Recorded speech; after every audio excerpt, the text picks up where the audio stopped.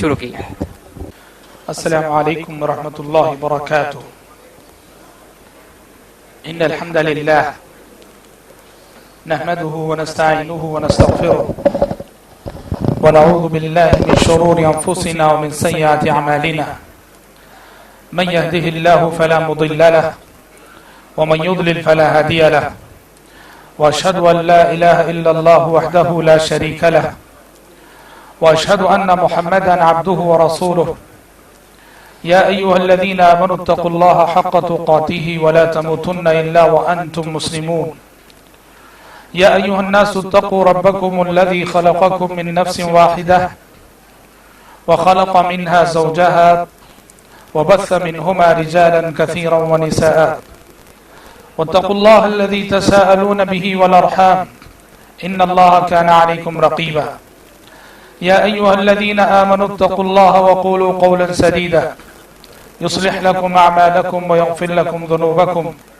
ومن يطع الله ورسوله فقد فاز فوزا عظيما اما بعد فان خير الحديث كتاب الله وخير الهدي هدي محمد صلى الله عليه وسلم وشر الأمور محدثاتها وكل محدثة بدعة وكل بدعة ضلالة وكل ضلالة في النار أعوذ بالله السميع العليم من الشيطان الرجيم من همزه ونفخه ونفسه قل هل يستوي الذين يعلمون والذين لا يعلمون إنما يتذكر أولو الألباب۔ راہ ہدایت کانفرنس کے معزز شرکا، آج کے اس خطاب میں مجھے جس موضوع پر آپ کے سامنے گفتگو کرنی ہے وہ موضوع ابھی آپ نے سنا کہ بغیر علماء کی رہنمائی کے علم حاصل کرنا۔ میں اپنی گفتگو کو سورہ زمر کی اس آیت سے شروع کرنا چاہتا ہوں جو آیت کے میں نے خطبہ مسنونہ کے بعد پڑھی۔ اللہ تبارک و تعالیٰ نے سورہ زمر کی اس آیت میں اہل علم کی فضیلت بیان کرتے ہوئے فرمایا، علماء کی فضیلت بیان کرتے ہوئے فرمایا کہ قُلْ هَلْ يَسْتَوِي الَّذِينَ يَعْلَمُونَ وَالَّذِينَ لَا يَعْلَمُونَ، اے پیغمبر آپ پوچھئے ان سے کیا وہ لوگ جو علم رکھتے ہیں اور وہ لوگ جو علم نہیں رکھتے دونوں برابر ہو سکتے ہیں؟ علم والا اور بے علم دونوں کبھی برابر نہیں ہو سکتے۔ حضرات، علم ایک ایسی دولت ہے، ایک ایسی نعمت ہے اور ایک ایسی خصوصیت ہے کہ انسان علم کی یہ نعمت اگر جانور کے پاس بھی آ جائے تو وہ جانور بھی صاحب فضیلت ہو جاتا ہے۔ علم دین کی نعمت، یا یوں کہیے کہ کوئی بھی علم انسان کسی جانور کے پاس بھی وہ علم آ جائے تو وہ صاحب فضیلت ہو جاتا ہے۔ دیکھیے کتے کے سلسلے میں کیا خیال ہے؟ کتا ایک مبغوض جانور ہے جس کو شریعت نے مارنے کا حکم دیا ہے، کتے کو مارنے کا شریعت نے پرمیشن دیا ہے، لیکن یہی کتا اگر اس کے پاس علم آ جائے تو وہ صاحب فضیلت ہو جاتا ہے، اس کے احکامات بدل جاتے ہیں۔ چنانچہ قرآن مجید میں دو طرح کے کتوں کی تعریف کی گئی ہے، ذکر خیر ہوا ہے۔ ایک کتے کی تعریف اس کے عمل کی وجہ سے اور ایک کتے کا ذکر خیر اس کے علم کی وجہ سے۔ آپ اصحاب کہف کا واقعہ پڑھتے ہیں، اصحاب کہف کے واقعے میں اللہ تعالیٰ نے اصحاب کہف کے کتے کا ذکر خیر کیا، وَكَلْبُهُمْ بَاسِطٌ ذِرَاعِهِ بِالْوَصِيدِ۔ اس کا یہ ذکر خیر اس کے عمل کی وجہ سے کہ یہ کتا اس نے نیک لوگوں کی صحبت اختیار کی۔ اور وہیں ایک دوسرا کتا جسے کلب معلم کہا جاتا ہے، سورہ مائدہ میں اللہ تبارک و تعالیٰ نے اس کے احکامات ذکر کیے کہ کلب معلم وہ کتا جو شکار کرنے کا ہنر جانتا ہے، شکار کرنے کا فن جانتا ہے، اس کتے کو پالنے کی باقاعدہ اجازت دی گئی، اس کتے کو گھر میں رکھنے کی اجازت دی گئی، اس لیے کہ وہ شکاری کتا ہے، اس کے پاس شکار کرنے کا ہنر ہے، شکار کرنے کا فن ہے۔ اس طرح علم ایک ایسی چیز ہے کہ جانور کے پاس بھی آ جائے تو اس کی حیثیت بدل جاتی ہے، وہ صاحب فضیلت بن جاتا ہے۔ حضرات، دینی علم کے سلسلے میں شریعت کا نقطہ نظر ہمارے سامنے بالکل واضح ہے کہ اللہ تبارک و تعالیٰ نے اور خود نبی کریم صلی اللہ علیہ وسلم نے علم کے حصول کو فرض قرار دیا. پہلے نبی نے فرمایا طلب العلم فریضۃ علی کل مسلم، علم کا حاصل کرنا ہر مسلمان پر فرض ہے. سوال یہ ہے کہ علم کا حاصل کرنا ہر مسلمان پر فرض ہے صحیح، لیکن علم کو کیسے حاصل کیا جائے؟ دیکھیے علامہ ابن سیرین رحمۃ اللہ علیہ کا مشہور مقولہ ہے. علامہ ابن سیرین رحمۃ اللہ علیہ کہا کرتے تھے ان هذا العلم دین فانظروا عمن تأخذون دینکم. ابن سیرین رحمۃ اللہ علیہ کہا کرتے تھے کہ یہ علم کتاب و سنت یہ دین ہے، لہذا علم سیکھنے سے پہلے یہ ضرور دیکھ لیا کرو کہ تم علم کن سے سیکھا کر رہے ہو اور علم کن سے حاصل کر رہے ہو.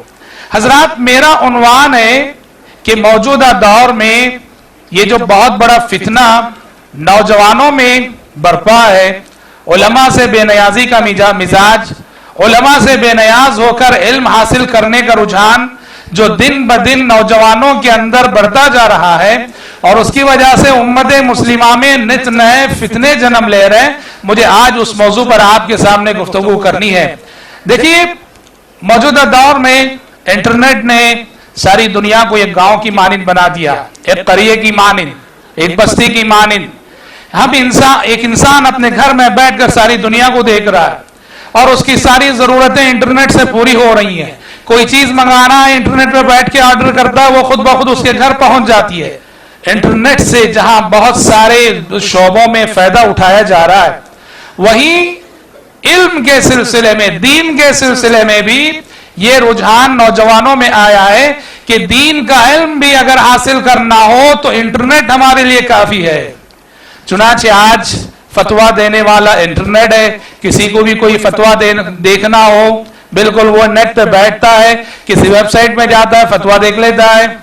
آج مسائل بتانے والا انٹرنیٹ ہے. کسی کو کوئی مسئلہ جاننا ہو وہ انٹرنیٹ پہ بیٹھتا ہے، کسی ویب سائٹ میں جاتا ہے اور مسئلہ معلوم کر لیتا ہے. کسی حدیث کے صحت اور ضعف کو معلوم کرنا ہو کہ حدیث صحیح ہے کہ ضعیف، انٹرنیٹ پہ انسان بیٹھتا ہے اور معلوم کر لیتا ہے کہ حدیث صحیح ہے کہ ضعیف.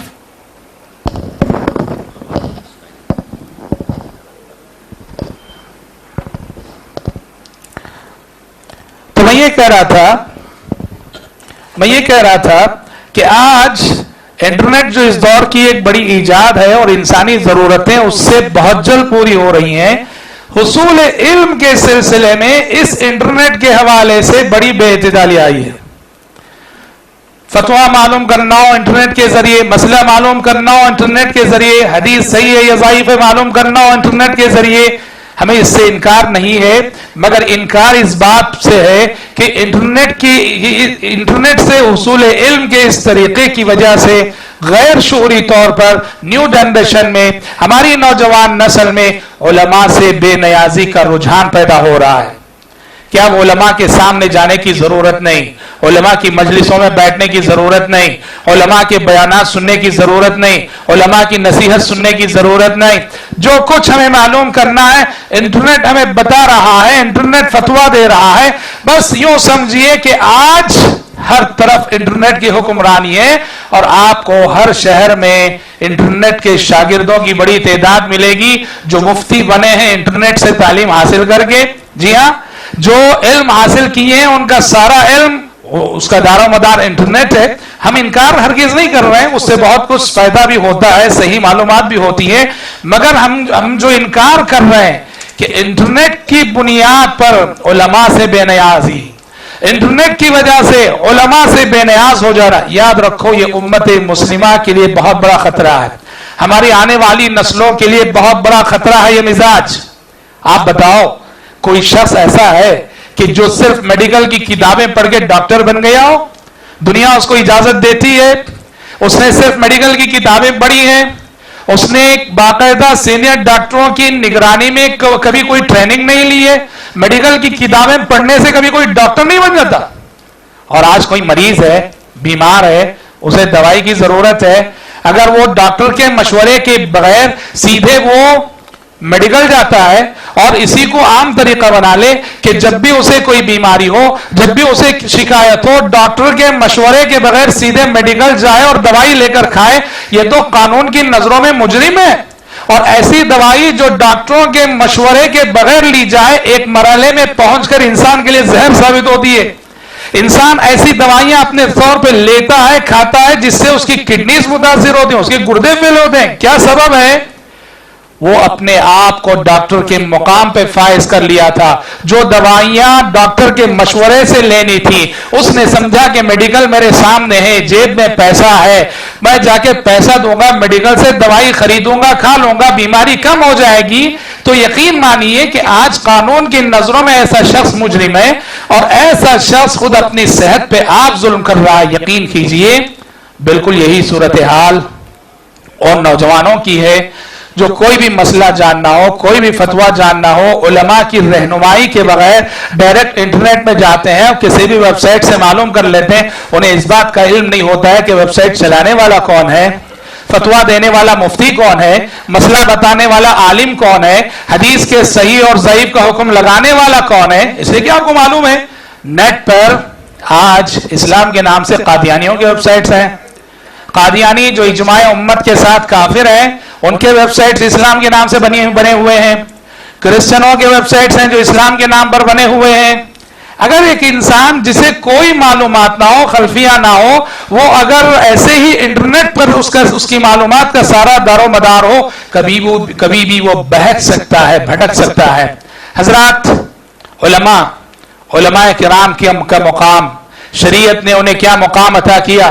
اللہ تبارک و تعالیٰ نے فرمایا یا ایھا الذین آمنوا اطیعوا اللہ واطیعوا الرسول واولی الامر منکم، اے ایمان والو اللہ کی اطاعت کرو، رسول اللہ صلی اللہ علیہ وسلم کی اطاعت کرو اور اولو الامر کی اطاعت کرو۔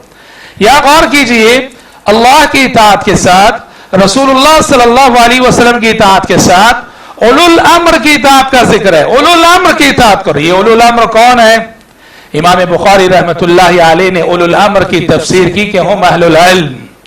اولو الامر جن کی اطاعت کا حکم دیا جا رہا ہے، یہ کون ہے؟ یہ امت کے اہل علم ہیں، یہ امت کے علماء ہیں، یہ امت کے محدثین ہیں، یہ امت کے فقہاء ہیں، یہ امت کے مفسرین ہیں، جن کی اطاعت کا حکم ہے۔ مطلب یہ ہے کہ امت مسلمہ کو چاہیے کہ علماء پر اس کا اعتماد ہو، علماء پر اس کا بھروسہ ہو، علماء کے علم پر اس کا یقین ہو، علماء کی رہنمائی میں یہ امت چلے، ان کے علم سے فائدہ اٹھائے، اور ان کے پاس اللہ تبارک و تعالیٰ نے علم کی جو دولت دے رکھی ہے اس سے فیض پائے۔ کہا غور کیجئے، اطیع اللہ اطیع الرسول میں سارا دین آ گیا، اس کے بعد اولو الامر کیوں؟ اس لیے کہ اطیع اللہ اطیع الرسول کو سمجھانے والے علماء ہوتے ہیں۔ اطیع اللہ اطیع الرسول میں سارا دین آ گیا، اور اس کے بعد کہا جا رہا ہے کہ اولو الامر کی اطاعت کرو، اور اولو الامر کی اطاعت کا حکم اس لیے کہ دین کو سمجھانے والے یہی علماء ہوتے ہیں۔ ہاں، علماء کو شریعت بنانے کا حق نہیں، شریعت کی شرح کرنے کا حق ہے۔ علماء جب شریعت کی شرح کرتے ہیں، کتاب و سنت کی روشنی میں حلال کیا ہے، حرام کیا ہے، جائز کیا ہے، ناجائز کیا ہے بتاتے ہیں، تو ان کا حق بنتا ہے کہ ان کے علم پر اعتبار کیا جائے، بھروسہ کیا جائے۔ نبی کریم صلی اللہ علیہ وسلم نے ایک حدیث میں ارشاد فرمایا، پیشین گوئی فرمائی کہ علماء کے حق میں کہ کتاب و سنت کا یہ علم اس امت کے مستقبل میں، اس امت کے فیوچر میں کتاب و سنت کا علم اٹھانے والے، کتاب و سنت کا علم حاصل کرنے والے ایسے لوگ ہوں گے جو اس امت کے سلیکٹڈ لوگ ہوں گے۔ آپ نے فرمایا يحمل هذا العلم من كل خلف عدوله ينفون عنه تحریف الغالین وانتحال المبطلین وتأویل الجاہلین۔ پہلے نبی نے فرمایا اس علم کتاب و سنت کو، اس علم کتاب و سنت کو آنے والی نسلوں میں سے وہ لوگ اٹھائیں گے جو آنے والی نسلوں کے سب سے بہتر لوگ ہوں گے، اور اس علم کو اٹھانے کے بعد وہ دین کی خدمت کریں گے، غلط تعویلات، غلط قسم کی تحریفات کا جواب دیں گے، اور آپ نے فرمایا ينفون عنه تحریف الغالین وتأویل الجاہلین۔ تو حضرات، اللہ کے نبی صلی اللہ علیہ وسلم اس حدیث میں شہادت دے رہے ہیں کہ علماء اس امت کے محافظ ہیں، دین کے محافظ ہیں، کتاب و سنت کے محافظ ہیں، تو لہٰذا امت ان کی رہنمائی سے کبھی بے نیاز نہیں ہو سکتی۔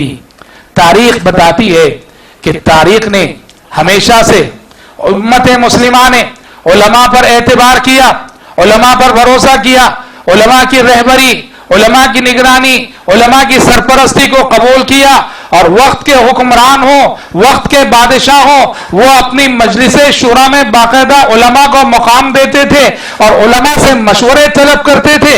نتیجے میں اس کی برکتیں بہت ہوا کرتی تھی۔ دیکھیے تاریخ میں ایک واقعہ آتا ہے، خلیفہ عباسی ہارون رشید ایک مرتبہ اپنی لونڈی کے ساتھ وہ چہل قدمی کر رہے تھے اپنے محل کے بالا خانے میں۔ ہارون رشید نے دیکھا بہت بھیڑ جمع ہے، ہارون رشید نے دیکھا بہت بھیڑ جمع ہے، سینکڑوں کی تعداد میں لوگ کسی کے پیچھے چلے جا رہے ہیں۔ ہارون رشید نے معلوم کیا کہ کیا ماجرا ہے، کیا ماجرا ہے، لوگ کیوں جمع ہوئے ہیں؟ پتا چلا کہ عبداللہ بن مبارک آئے ہوئے ہیں، اور عبداللہ بن مبارک سے ملنے کے لیے لوگوں کا یہ ازدحام اور لوگوں کی یہ بھیڑ جمع ہوئی ہے۔ تو خلیفہ عباسی ہارون رشید کی جو لونڈی تھی، جو ہارون رشید کے ساتھ ساتھ تھی، اس نے ایک بات کہی کہ امیر المومنین اگر آپ برا نہ مانے تو میں ایک بات عرض کرنا چاہتی ہوں۔ کہا کیا بات ہے؟ کہا کہ امیر المومنین یہ دیکھیے یہ شخص عبداللہ بن مبارک 2 صدی ہجری کے بہت بڑے عالم، بہت بڑے محدث، بہت بڑے عابد اور بہت بڑے زاہد تھے، لوگ ان سے ملاقات کے لیے ٹوٹ پڑے تھے۔ تو خلیفہ عباسی ہارون رشید کی لونڈی نے کہا امیر المومنین اگر آپ برا نہ مانے تو میں یہ کہنا چاہوں گی کہ سچی بات تو یہ ہے کہ بادشاہ آپ نہیں، بادشاہ وہ ہے۔ سچی بات تو یہ کہ بادشاہ آپ نہیں، بادشاہ وہ ہے۔ آپ کی حکومت تو پولیس کی طاقت کے بل پر ہے اور آپ کی حکومت تو لوگوں کے جسموں پر ہے، لیکن سچا بادشاہ یہ ہے جو لوگوں کے دلوں پر حکومت کر رہا ہے۔ سچا بادشاہ ہے جس کی حکومت لوگوں کے دلوں پر ہے، اور آپ کی حکومت تو صرف لوگوں کے جسموں پر ہے، تو سچا بادشاہ تو وہ ہوا۔ حضرات امت نے ہمیشہ سے علماء کی عزت کی، اور جب علماء کی عزت ہو، انہیں ان کا صحیح مقام دیا جاتا ہے تو معاشرے سے فتنے دور رہتے ہیں، اور جہاں علماء کو نظر انداز کیا جاتا ہے وہاں فتنے جنم لیتے ہیں۔ میں ایک چھوٹی سی مثال دیتا ہوں۔ اس وقت آپ دیکھیے دنیا کے حالات میں بہت سارے فتنے ہیں، ہم دعوے کے ساتھ کہہ سکتے ہیں سعودی عرب کا سماج اور سعودی عرب کا معاشرہ یہ جس قدر فتنوں سے پاک ہے، دنیا کا کوئی علاقہ، دنیا کا کوئی ملک اس قدر پاک نہیں۔ سعودی عرب میں جتنا امن ہے، سعودی عرب میں جتنا چین ہے، سعودی عرب میں جتنا مستحکم نظام ہے، ویسا ماحول دنیا کے کسی ملک میں آپ نہیں دکھا سکتے۔ کیوں جانتے ہیں؟ اس لیے کہ سعودی حکومت کی خوبیوں میں سے خوبی ہے کہ وہاں علماء کو ان کا مقام دیا جاتا ہے، علماء کو ان کا مرتبہ دیا جاتا ہے۔ بڑے بڑے فیصلے علماء کے مشورے کے بغیر نہیں لیے جاتے، نہیں کیے جاتے۔ بادشاہ نے ایک قدم اٹھا دیا اور بڑے علماء میں سے کسی عالم نے اس پر روک لگا دی، بادشاہ کا اٹھا ہوا قدم پیچھے ہٹ جاتا ہے۔ سعودی عرب کا معاشرہ ایک ایسا معاشرہ ہے جہاں ہر قدم کبار علماء کی حکمرانی ہے، جہاں ہاں میں یہ مانتا ہوں کہ پہلے کے مقابلے میں شاید آج اس بات میں ذرا کمی ضرور آئی ہے۔ شیخ بن باز جب تک تھے، شیخ عثیمین رحمۃ اللہ علیہ جب تک تھے، ان سے پہلے کا جو زمانہ تھا سعودی عرب کی تاریخ کا مثالی زمانہ تھا۔ وہاں کی حکومت بھی علماء پہ بھروسہ کرتی ہے، وہاں کی عوام بھی علماء پہ بھروسہ کرتی ہے، وہاں کی پبلک بھی پوری طرح اپنے علماء پہ بھروسہ کرتی ہے۔ علماء پر اعتبار رہنے کی وجہ سے واللہ سعودی عرب کے معاشرے میں بہت سارے وہ فتنے جنم نہ لے سکے جو فتنے کے پڑوسی ممالک میں۔ آپ کو معلوم ہے کہ اس وقت الربیع العربی کے نام سے جو بغاوتیں بہت سارے ممالک میں ہوئی، سعودی عرب کے حاسدین نے، سعودی عرب کے دشمنوں نے بہت کوشش کی کہ سعودی عرب میں بھی کنگڈم کے خلاف اور ملوکیت کے خلاف بغاوت ہو، لیکن بری طرح سے ناکام ہوئے وہ لوگ، بری طرح سے ناکام ہوئے حاسدین۔ کیوں؟ اس لیے کہ وہاں علماء کی گرفت بہت مضبوط ہے، وہاں کی عوام اپنے علماء پر اعتبار کرتی ہے، ان کے فتووں پر اعتبار کرتی ہے، ان کی رہنمائی کو قبول کرتی ہے، اور جہاں یہ ماحول ہو کہ اہل علم کو ان کا مقام دیا جائے، ان کے فتووں پر اعتبار کیا جائے، وہاں بہت سارے فتنے دبے رہتے ہیں اور فتنے جنم لینے کا راستہ نہیں ہوتا۔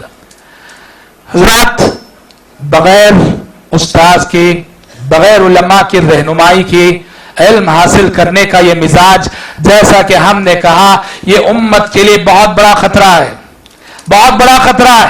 یاد رکھو کتاب و سنت کا علم، کتاب و سنت کا علم یہ ایسا علم ہے، اس علم کی خصوصیت یہ ہے کہ اس علم کو استاد کے سامنے بیٹھ کر ہی حاصل کیا جا سکتا ہے، یہ فیس ٹو فیس سامنے بیٹھ کر ہی حاصل کیا جا سکتا ہے، یہ مسافتوں پہ رہ کے حاصل کیا جانے والا علم نہیں۔ کتاب و سنت کا علم آپ کو معلوم ہے، آسما قرآن مجید ہو، حدیث جو احادیث ہو، یہ سارا علم سب سے پہلا معلم اللہ تعالیٰ ہے، سب سے پہلا استاذ اللہ تعالیٰ ہے۔ اس علم کو اللہ تعالیٰ سے جبریل امین نے حاصل کیا، جبریل امین سے اس علم کو محمد صلی اللہ علیہ وسلم نے حاصل کیا، اور محمد صلی اللہ علیہ وسلم سے اس علم کو صحابہ نے حاصل کیا، صحابہ سے اس علم کو تابعین نے حاصل کیا، تابعین سے اس علم کو تبع تابعین نے حاصل کیا، باقاعدہ مجلسوں میں حاضری دی، وقت نکالا۔ حضرت عمر کے بارے میں آپ پڑھتے ہیں، عمر فاروق رضی اللہ تعالیٰ عنہ نے نبی کریم صلی اللہ علیہ وسلم سے علم حاصل کرنا تھا،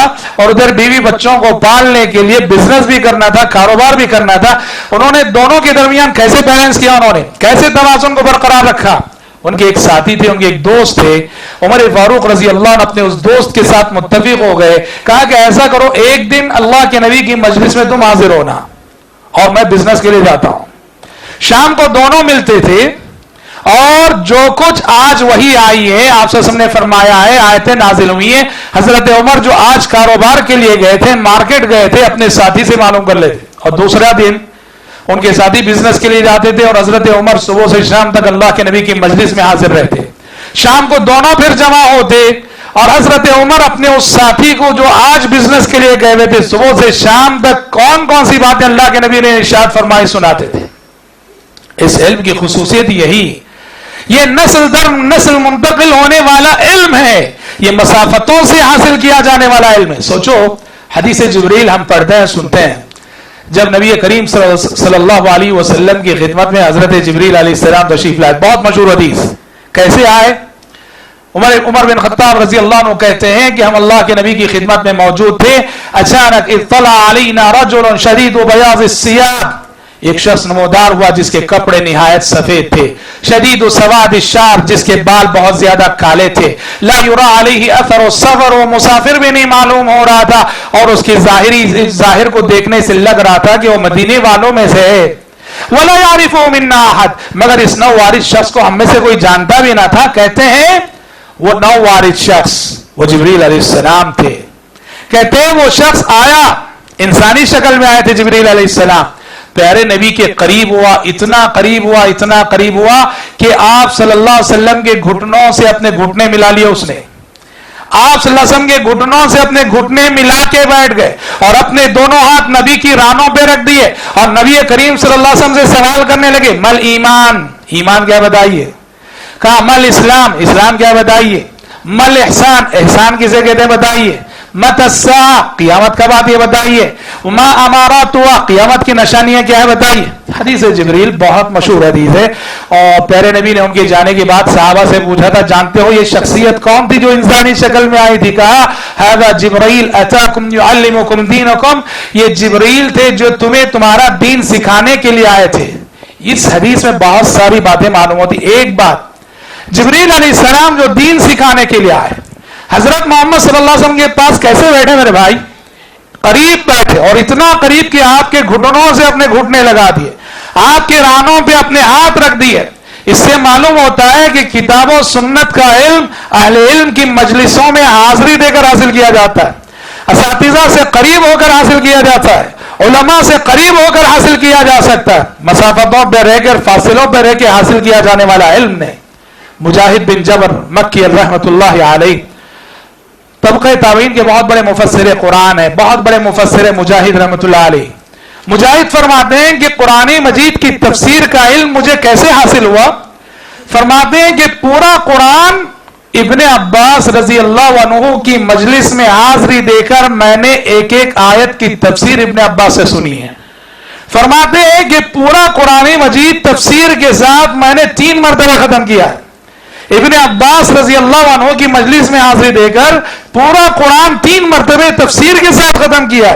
حضرات، یہ کتاب و سنت کے علم کی خصوصیت ہے کہ یہ نسل در نسل منتقل ہونے والا علم علماء کی صحبت میں رہ کر، علماء کی مجلس میں رہ کر حاصل کیا جانے والا علم۔ میں آپ کو بتاتا چلوں کہ ہمارے جو نوجوان جو علماء سے بنیاز ہو کر صرف انٹرنیٹ پہ بھروسہ کرتے ہیں علم کے سلسلے میں، وہ کن خرابیوں میں مبتلا ہوتے ہیں، کن نقصانات سے دوچار ہوتے ہیں؟ میں آپ کو بتاؤں، سب سے پہلا نقصان یہ ہے، جو لوگ علماء کی مجلسوں سے دور رہ کر، علماء کی صحبت سے دور ہو کر صرف انٹرنیٹ سے علم حاصل کرتے ہیں، یاد رہے کہ انٹرنیٹ آپ کو صرف علم دے گا، انٹرنیٹ آپ کی تربیت نہیں کرے گا، آپ کو اخلاق نہیں دے گا۔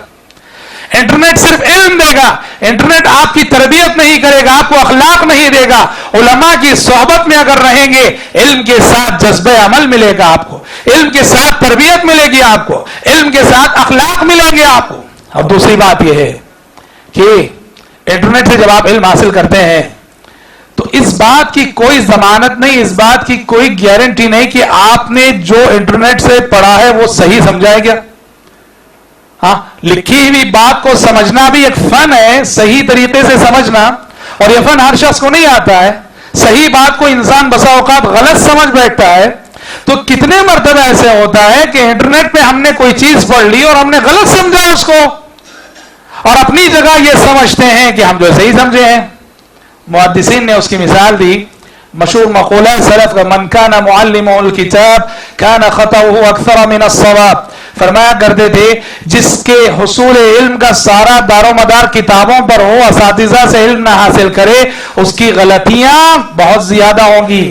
اس کی ایک مثال محدثین دیتے ہیں کہ پرانے زمانے میں ایک حکیم تھا، محدثین کے زمانے میں، اس نے ایک حدیث پڑھ لی۔ کیا حدیث؟ الحیۃ السوداء شفاء من کل داء الا الموت، الحیۃ السوداء شفاء من کل داء الا الموت۔ کہا کہ الحیہ کسے بولتے ہیں عربی زبان میں؟ الحیہ جو ہے سانپ کو بولتے ہیں، الحیۃ السوداء کالا سانپ، الحیۃ السوداء شفاء من کل داء، کالا سانپ اس میں ہر بیماری کی شفا ہے، الا الموت، سوائے موت کے۔ وہ حکیم صاحب کالے سانپ کو بڑے جستجو سے، بڑی کوششوں سے پکڑتے تھے، اس کو مار کر اس کی دوائی بناتے تھے، لوگوں کو دیتے تھے، اور اس دوائی کو کھا کر بہت سارے لوگ اس دنیا سے چلے گئے۔ ہاں، کیا ہوا؟ حدیث کو غلط پڑھ لیے ہو، حدیث کو غلط پڑھ لیے۔ حدیث کیا ہے؟ الحبۃ السوداء، کلونجی کو عربی زبان میں الحبۃ السوداء بولتے ہیں۔ وہ جو الحبۃ السوداء، کلونجی ہر بیماری کی شفا ہے سوائے موت کے۔ بہت عظیم بات ہے، میڈیکل سائنس آج مانتی ہے اس بات کو۔ الحبۃ السوداء، با کا جو نقطہ تھا اس میں انک ذرا پھیل گئی، با کو نہیں پڑھ لیا، الحیۃ السوداء پڑھ لیا، کالا سانپ۔ حبہ بولے تو دانا، حیا بولے تو سانپ۔ اس نے الحبۃ السوداء کو الحیۃ السوداء پڑھ لیا، اور نتیجے میں بہت سارے لوگوں کی جانیں چلی گئیں۔ تو اس طرح بسا اوقات استاد کے پاس اگر آپ علم حاصل کرتے ہیں، استاد کریکشن کرتا ہے، آپ یہاں صحیح سمجھے ہیں، آپ یہاں غلط سمجھے ہیں، سمجھ رہے ہیں؟ جبکہ آپ صرف انٹرنیٹ سے علم حاصل کریں گے، آپ بھی ایسے دھوکے سے جو ہے دو چار ہو سکتے ہیں۔ اسی طرح حضرات، انٹرنیٹ سے علم حاصل کرنے کا ایک نقصان یہ بھی ہوتا ہے کہ اگر آپ استاد کی مجلس میں علم حاصل کریں گے نا، تو آپ کے ذہن میں جو شبہات پیدا ہوتے ہیں، جو سوالات پیدا ہوتے ہیں، آپ کا استاد خود بخود ان کے جوابات آپ کو دیتا جائے گا۔ آپ اپنے استاد سے پوچھ سکتے ہیں کہ میرے ذہن میں ایک اشکال آ رہا ہے، ایک شبہ پیدا ہو رہا ہے، ایک شک آ رہا ہے، استاد فوراً اس کو رفع کر دے گا۔ انٹرنیٹ سے اگر آپ علم حاصل کریں گے، آپ بہت ساری باتیں پڑھیں گے، اور بہت سارے شبہات جو آپ کے ذہن میں پیدا ہو کے رہتے ہیں وہ بغیر جواب کے ویسے ہی رہ جائیں گے، اور یہ شبہ بسا اوقات اتنا اسٹرانگ ہو جاتا ہے کہ نعوذ باللہ ہم ایسے واقعات جانتے ہیں کہ بعض لوگ دین سے ہی مرتد ہوئے ان شبہات کی وجہ سے، نعوذ باللہ۔ جی ہاں، اور ہم آپ کو بتائیں کہ کتاب و سنت کا یہ علم علماء کی مجلس میں، ان کی صحبت میں حاضر رہ کر حاصل کرنے کا ایک فائدہ یہ ہے، مجلس علماء کی ایک برکت ہوتی ہے، علماء کی جو مجلسیں ہوتی ہیں وہاں کی ایک برکت ہوتی ہے۔ انٹرنیٹ سے علم حاصل کرنے والا ان برکتوں سے محروم ہے۔ کیا برکت ہے؟ پیارے نبی نے فرمایا، وَمَا اجْتَمَعَ قَوْمٌ فِي بَيْتٍ مِّن بُيُوتِ اللَّهِ يَتْلُونَ كِتَابَ اللَّهِ وَيَتَدَارَسُونَهُ بَيْنَهُمْ إِلَّا نَزَلَتْ عَلَيْهِمُ السَّكِينَةُ وَحَفَّتْهُمُ الْمَلَائِكَةُ وَذَكَرَهُمُ اللَّهُ فِي مَنْ عِندَهُ۔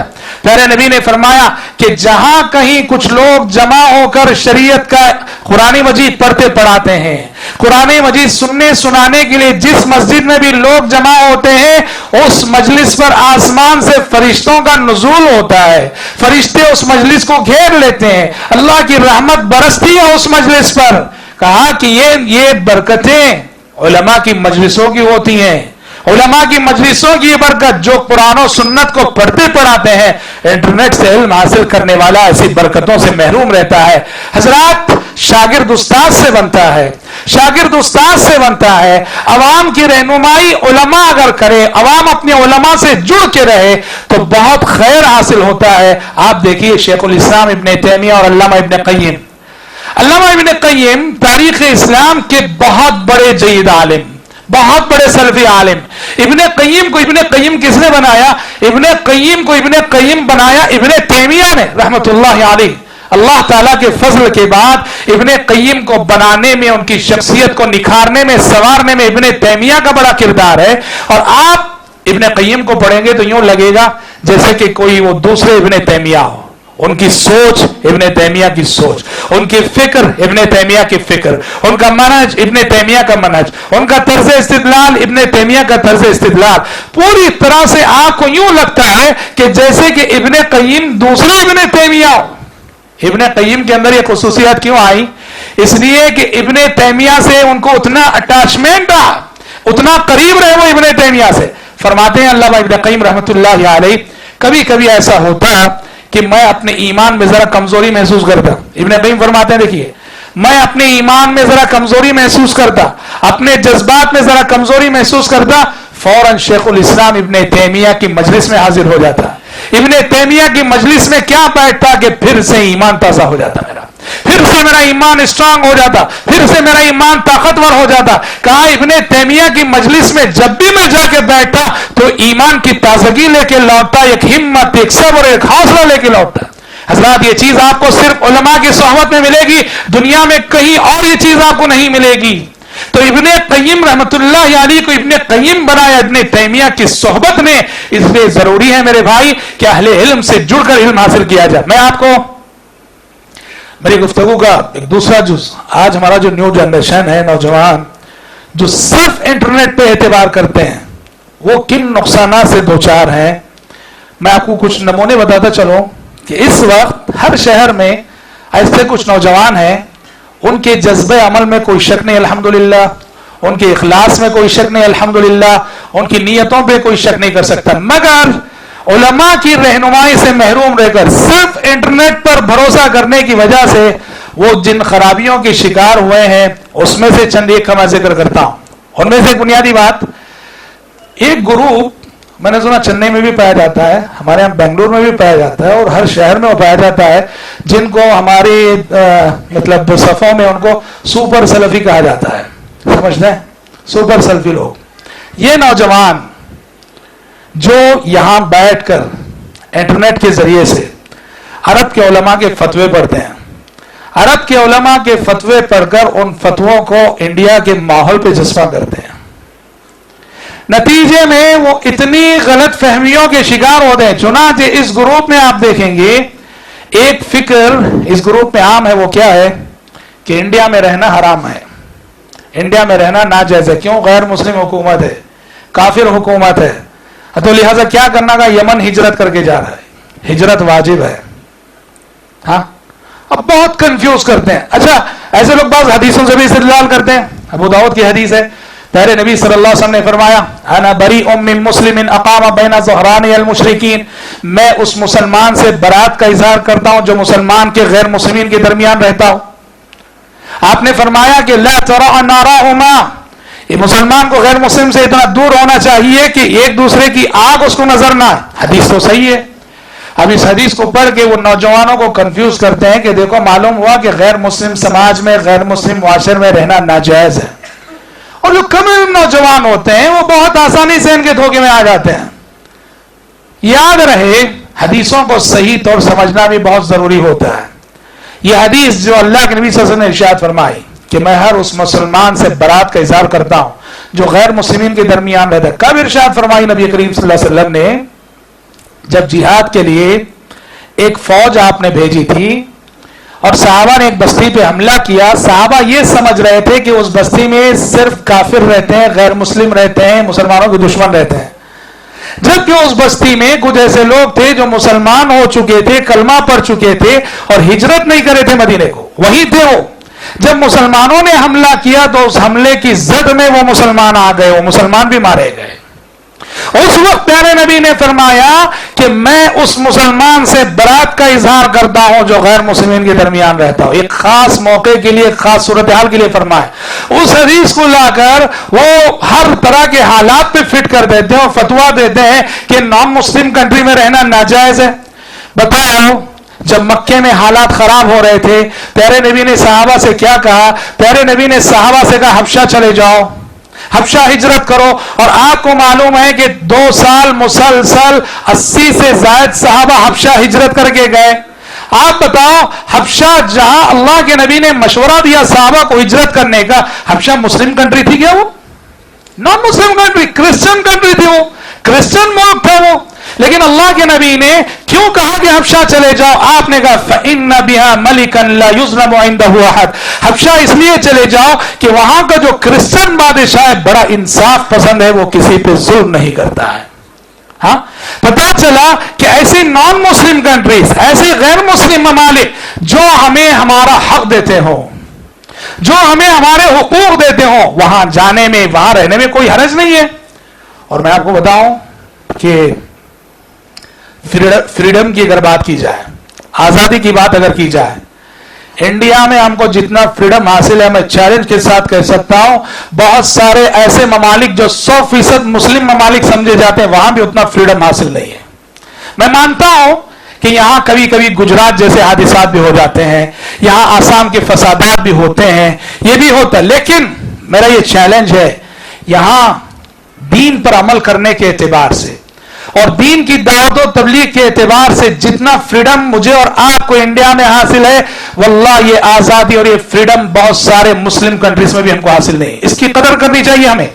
یہاں کا دستور, یہاں کا جو قانون ہے وہ باقاعدہ ہمیں حق دیتا ہے. ایک تو ہم اپنے مذہب پر پوری آزادی سے عمل کر سکتے ہیں, اور دوسرا یہاں کا دستور ہمیں اجازت دیتا ہے کہ ہم اپنے مذہب کی طرف جس کو چاہے اس کو بلا بھی سکتے ہیں. اس آزادی کی میرے بھائی قدر کرنی چاہیے. اس وقت RSS فرقہ پرست طاقتیں اسی وجہ سے پریشان ہیں, وہ ہندوستان کی اس قانون کو بدلنا چاہتے ہیں. یہاں جو مذہبی آزادی حاصل ہے اور دین اور عقیدے کے سلسلے میں جو فریڈم حاصل ہے اس کو وہ ختم کرنا چاہتے ہیں. ہمیں اور آپ کو ناکام کرنا چاہیے انہیں اس منصوبے میں, سمجھ رہے؟ تو لہٰذا یہ ہمارے جذباتی نوجوان ایسے فتوے دیتے ہیں یمن ہجرت کر کے جانا چاہیے, فلاں جگہ جانا چاہیے, انڈیا میں رہنا ناجائز ہے. میں آپ سے کہتا ہوں, آپ فرض کرو ہجرت کر کے کسی مسلم کنٹری کو چلے گئے, کویت چلے گئے, قطر چلے گئے, سعودی چلے گئے, کیا ہوگا معلوم آپ کے ساتھ؟ جب تک آپ کا ویزا ہے آپ وہاں عزت سے جی سکتے ہیں. جب ویزا ختم ہو گیا چوروں کی طرح چھپے ہوئے رہنا پڑے گا گھروں میں, اور اگر پولیس کے ہاتھوں پکڑ لیے گئے ویزا ختم ہونے کے بعد سیدھے آپ کو گرفتار کیا جائے گا, جیل لے جایا جائے گا, آپ کے ہاتھ میں بیڑیاں ڈالی جائیں گی اور ایئرپورٹ پہ لا کے آپ کے پاسپورٹ پہ ٹھپا لگا کے کہ پھر کبھی یہ داخل نہیں ہو سکتا ہماری حکومت میں, ہمارے ملک میں, آپ کو واپس کر دیا جائے گا. یہ صورتحال ہے. تو لہٰذا ہمارے نوجوان جو غلط رہنمائی کے شکار ہوتے ہیں, علماء کی رہنمائی سے محروم رہنے. اسی طرح میرے بھائی یہی گروپ ہمارے جو نوجوان جو انٹرنیٹ کے شاگرد ہیں, ہاں, ان کا ایک یہ بھی فتنہ کہ ہندوستان کا علم معتبر نہیں, ہندوستان کا علم معتبر نہیں, ہندوستان میں کوئی مستند عالم نہیں. جی, ہندوستان میں کوئی مستند عالم نہیں. اور آپ دیکھیں گے یہ لوگ ہندوستان کے اچھے اچھے سلفی علماء کو مجروح, آپ ان کے سامنے عبد الرحمن مبارک فوری رحمۃ اللہ علیہ کا ذکر کیجئے, جنہوں نے ترمذی کی شرح کی, جن کی ترمذی کی شرح ساری دنیا میں مانی جاتی ہے. کہیں کہ ان کا عقیدہ بھی ٹھیک نہیں تھا. علامہ احسان الہی ظہیر کا وہ بھی ٹھیک نہیں تھا. یعنی سوائے اس کے کہ پبلک کو علماء سے بدظن کرنا, پبلک کو علماء سے دور کرنا, اور ان کے نزدیک سلفیت کا مطلب یہ ہے صرف علماء سے بیزار کرو, نفرت پھیلاؤ. یہ سب فسادات میں سے ہے کہ دور بیٹھ کر کہیں کے فتوے کہیں پڑھ لیے اور اس کو جو ہے منطبق کرنے لگے یہاں کے علماء پر. میرے بھائیوں بہت بڑا فتنہ ہے. فتویٰ کیا چیز ہے جانتے ہیں؟ فتویٰ ایک ایسی چیز ہے माहौल बदलने से, जगह बदलने से फतवा बदलता है। आप एक मुल्क में दिए गए फतवे को उठाकर दूसरे मुल्क में आप चस्पा नहीं कर सकते। जगह बदलने से फतवा बदलता है। अल्लाह के नबी सल्लल्लाहु अलैहि वसल्लम देखिए, जब भी आपसे फतवा पूछा जाता, जब भी आपसे सवाल किया जाता नबी करीम सल्लल्लाहु अलैहि वसल्लम से, नबी करीम सल्लल्लाहु अलैहि वसल्लम सवाल एक होता, जवाबात अलग अलग देते। सवाल एक है, जैद ने भी वही सवाल किया है, बकर ने भी वही सवाल किया है, अमर ने भी वही सवाल किया है, सवाल एक है, लेकिन हम देखते हैं प्यारे नबी जैद को कुछ अलग जवाब दे रहे हैं, बकर को कुछ अलग जवाब दे रहे हैं, अमर को कुछ अलग जवाब दे रहे हैं। क्यों? प्यारे नबी फतवा देते हुए, मसाइल बताते हुए पूछने वाले शख्स के हालात को मद्देनजर रखकर फतवा देते थे। मिसाल के तौर पर हदीसों में आता है कि प्यारे नबी से कई मरतबे यह सवाल किया गया, अफजलुल अमाल, है अल्लाह के नबी, अमाल में सबसे ज्यादा फजीलत वाला अमल कौन सा है?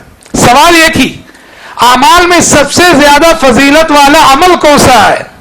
आप देखेंगे प्यारे नबी ने अलग अलग मौकों पर इसी एक सवाल के अलग अलग जवाब दिए। कहीं आपने फरमाया सबसे अफजल अमल नमाज को उसके अव्वल वक्त में पढ़ना। किसी ने वही सवाल किया तो उसको बताया सबसे अफजल अमल मेहमान नवाजी करना। किसी ने वही सवाल किया, सबसे अफजल अमल किया है, तो आपने उससे कहा अल्लाह के रास्ते में जिहाद करना। सवाल ये है, जवाबात अलग अलग।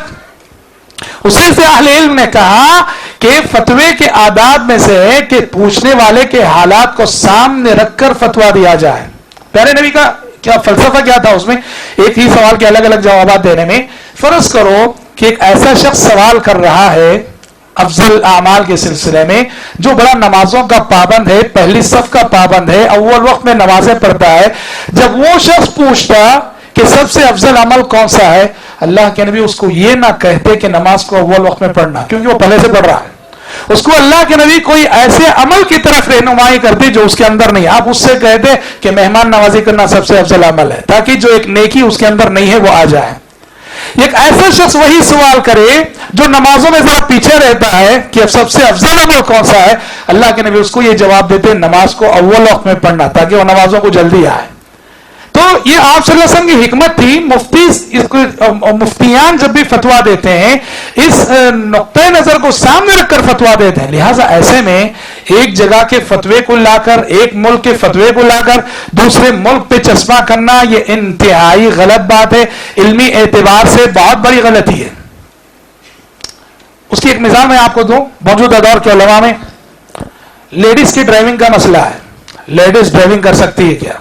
औरत कार चला सकती है क्या? एक मसला जिसमें आप देखेंगे खुद सल्फी उलमा में इख्तिलाफ है। हालांकि ये इख्तिलाफ वो फिक़्हुल फतवा के एतबार से। उलमा सऊदी अरब को देखिए, शेख बिन बाज, शेख उसैमीन रहमतुल्लाह अलैह मजमूईन, सबका फतवा है कि औरत ड्राइविंग नहीं कर सकती। वही मुहद्दिसुल असर इमाम अलबानी रहमतुल्लाह अलैह से पूछा गया कि क्या औरत ड्राइविंग कर सकती है? उन्होंने कहा कोई मसला नहीं कर सकती है।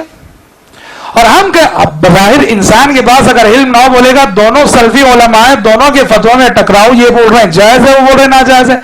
हजरात उलमा जो फतवा देते हैं बड़ी दूरंदेशी होती है। शेख अलबानी रहमतुल्लाह अलैह जिस मुआशरे, जिस समाज में वो थे, वहां लेडीज की ड्राइविंग जो एक कॉमन बात थी। सीरिया में, दिमश्क में, उर्दू में, जहां शेख अलबानी रहमतुल्लाह अलैह रहते थे, वहां लेडीज ड्राइविंग करते, वो कॉमन बात है। वो बात उस समाज, उस सोसाइटी के लिए कोई नई बात नहीं। और हदीसों में यह साबित है कि अल्लाह के नबी सल्लल्लाहु अलैहि वसल्लम के जमाने में खवातीन साहबियात ऊंट को जो है ऊंट पे बैठा करती थी, ऊंट पे सफर किया करती थी, ऊंट चलाया करती थी। तो लिहाजा उस पर कियास करते हुए अल्लाह अलबानी ने कहा जब औरत के लिए यह जायज है, इज़ा काना यजूज़ु लहा अन तरकबल हिमारा फयजूज़ु लहा अन तक़ूद सय्यारा। कहा कि जब अहदे नबवी में घोड़े पर, गधे पर सवार होना उसके लिए जायज था, तो आज कार चलाना भी औरत के लिए जायज है। यह अल्लाह अलबानी का नुक्ता नजर। उलमा सऊदिया उन्होंने कहा नाजायज है ड्राइविंग लेडीज के लिए। वो क्यों?